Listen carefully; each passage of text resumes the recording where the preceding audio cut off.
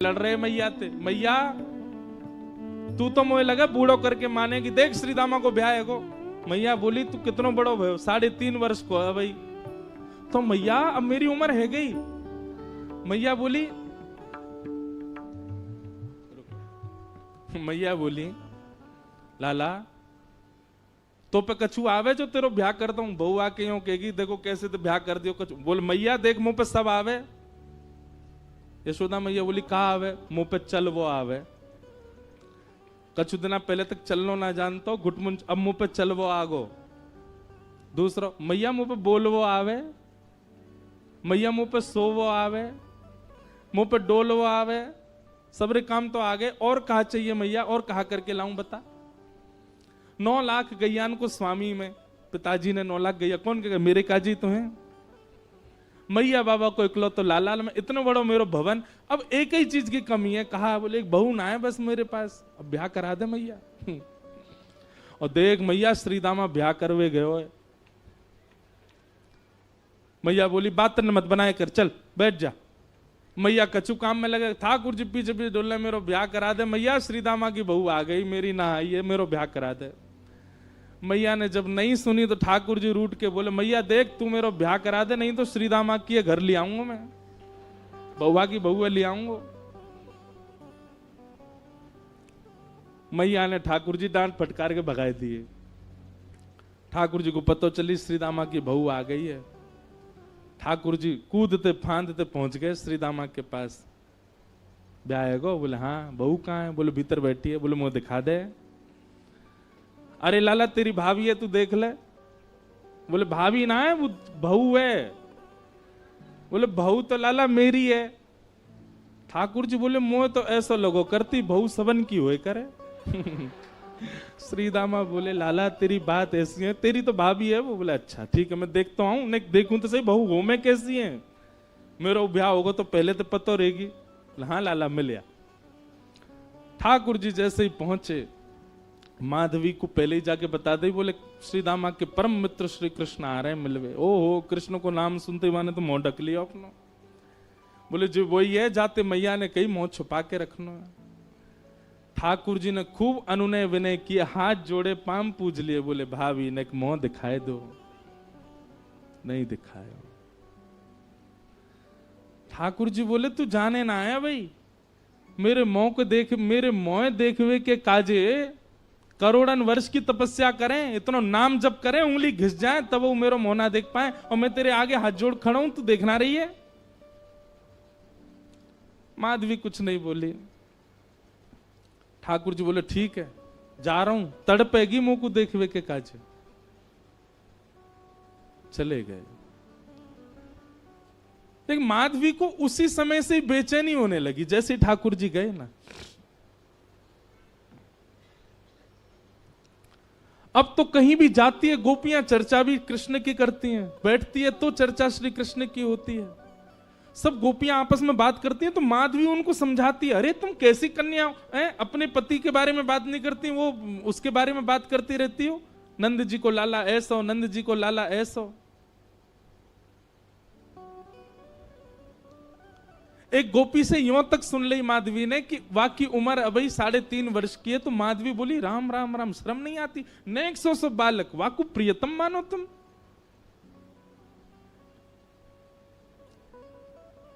एक दिन माधवी जल भरने के लिए गई यमुना जी, और यमुना जी पर जल की गागर जैसे ही भरी, सब गोपी तो अपने अपने जल ले ले करके वहां से चली गई। माधवी थोड़ी विलंब से पहुंची, अकेली जैसे जल की घाघर भर के उठान लगी सो उठे नहीं, ऐसी भारी। अब इत को देखे कि कोई आ जाए, आकर के नेक ऊंचाई दे, आकू मेरे मूड पर धर दे, सिर पर तुम्हें ले जाऊं।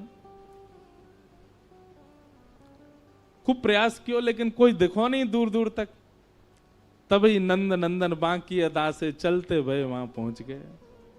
यहां पाम धरे वहां पाम धरे, मटकते भय नैन के सैन चलाते हुए। सैन मतलब जाने ना,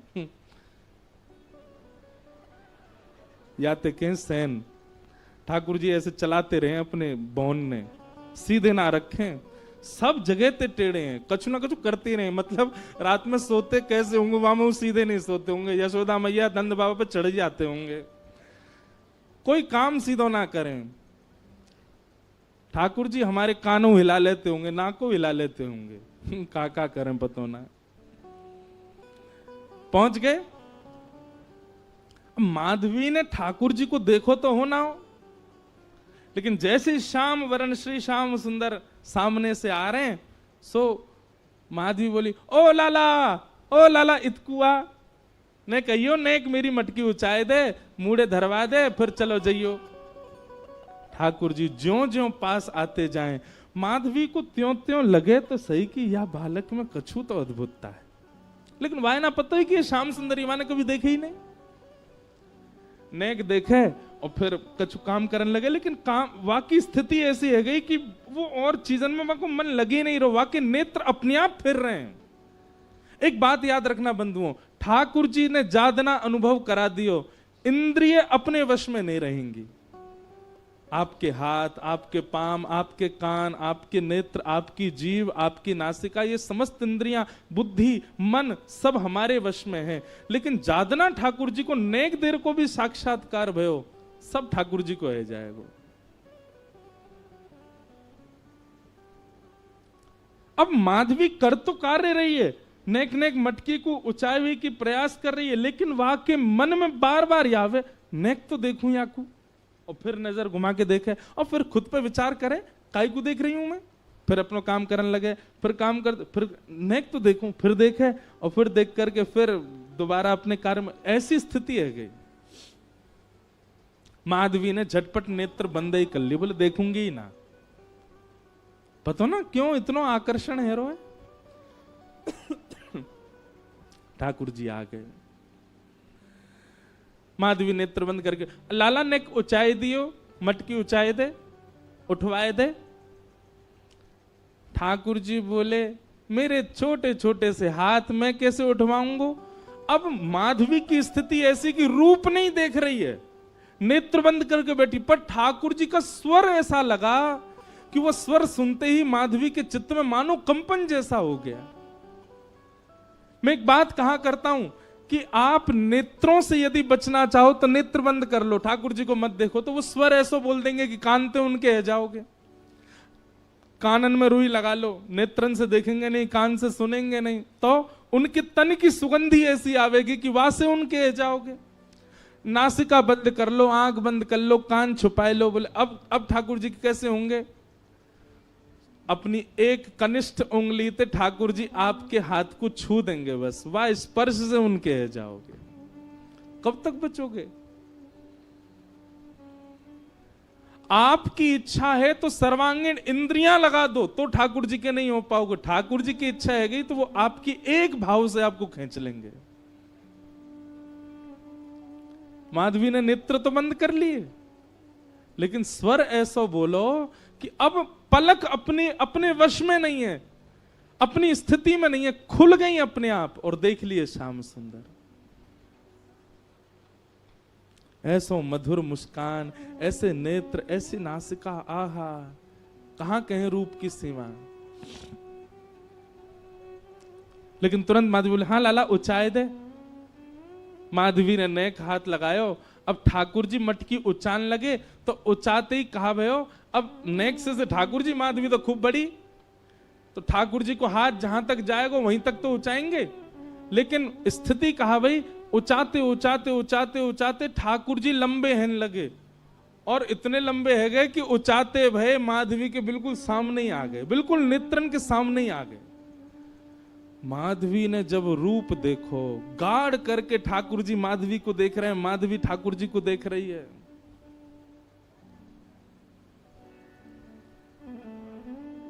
अब कहां ते ले जाएगी। अब स्थिति है का ले जावे की मटकी।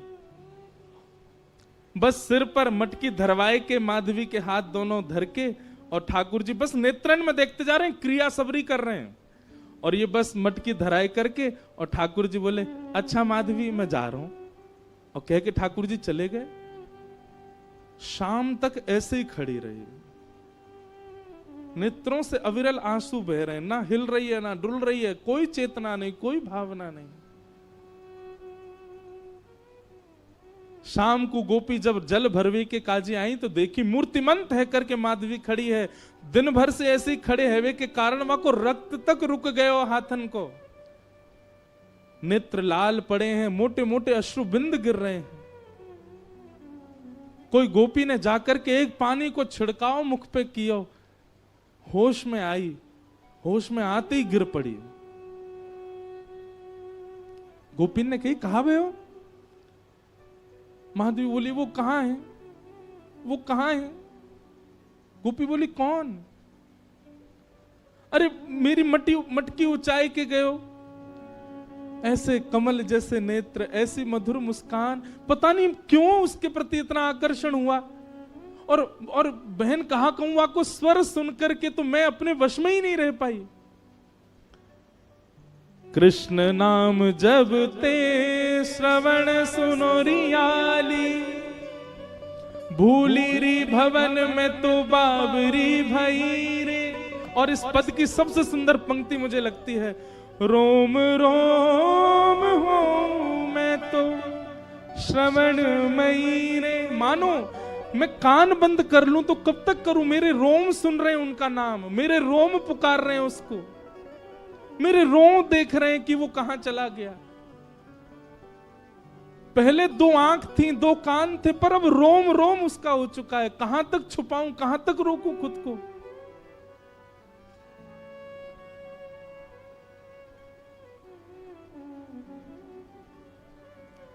इसी भाव को चतुर्भुज दास जी कह रहे हैं, जुवती जनमन फंदना अंबुज नयन विशाल। ठाकुर जी को स्वरूप कैसा है? बोले एक क्षण के लिए दिखेगा, लेकिन वो एक क्षण के दिखवे के बाद में ऐसी स्थिति कर जाएंगे आपकी, कुछ नहीं कर पाओगे। पहले ही भैया कल ही चेतावनी दे चुका हूं मैं ये चेतावनी केवल आपको नहीं, खुद को भी दे रहा हूं। ज्यों ज्यों रस बढ़े, ज्यों ज्यों कथा में भाव बढ़े, मैं खुद को भी चेतावित करूं कि अरे भाई ने रुक जा, ने डट जा, ज्यादा मत जा। क्योंकि गोपी की स्थिति, हम बात करने तो बैठ गए गोपियों की, पर उस स्थिति में जाना कोई खतरे से खाली नहीं है, संसार के लिए खतरा है वो। आप कोई के नहीं रह पाओगे फिर।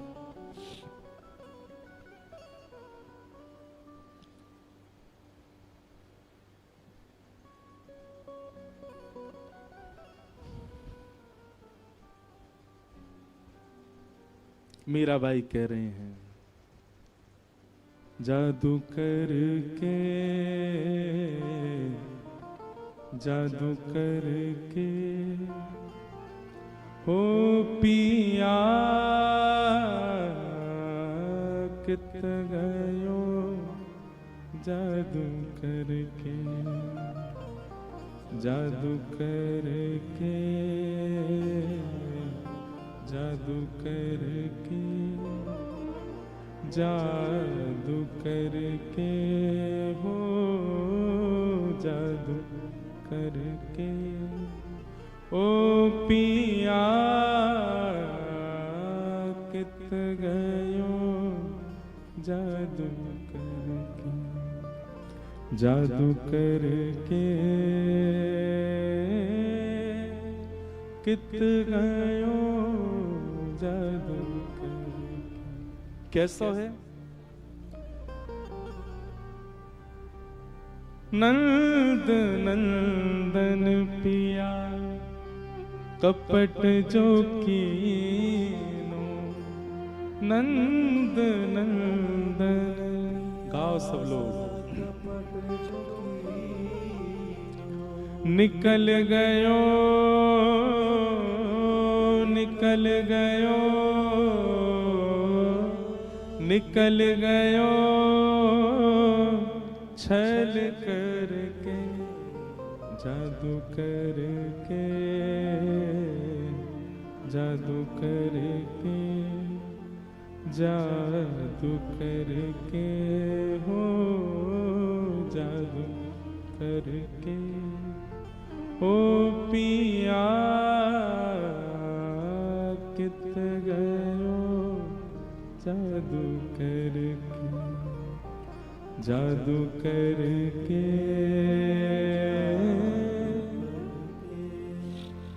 ओ पिया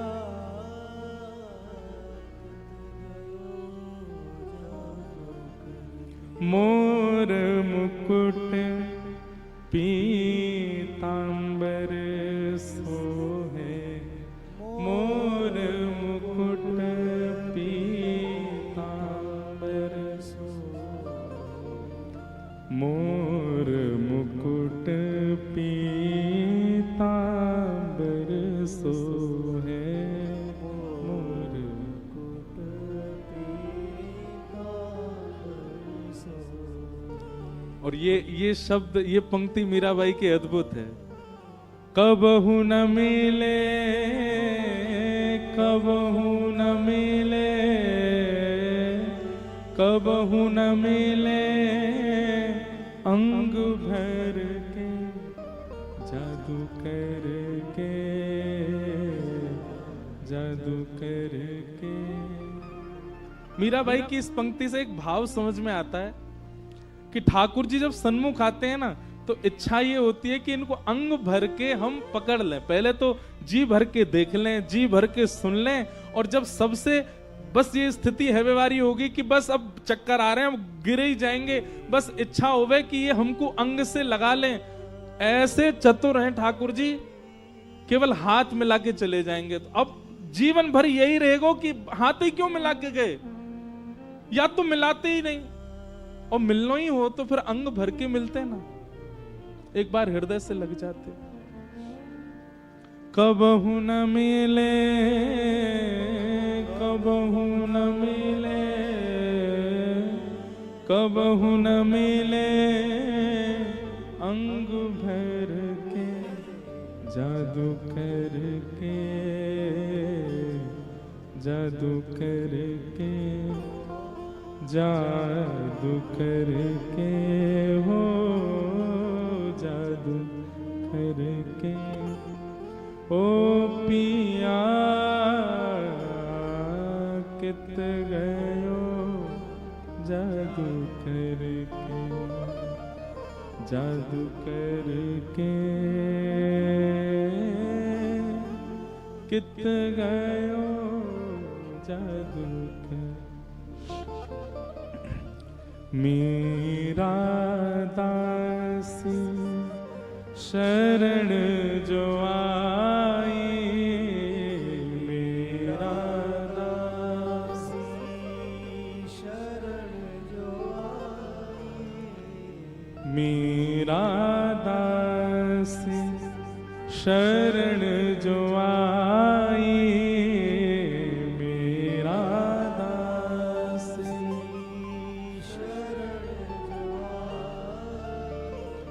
मेरा दासी शरण जो आई, मेरा दासी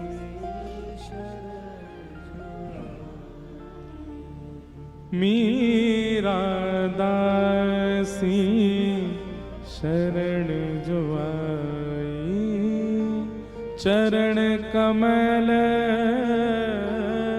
चरण कमल, चरण कमल चित धर के जादू करके,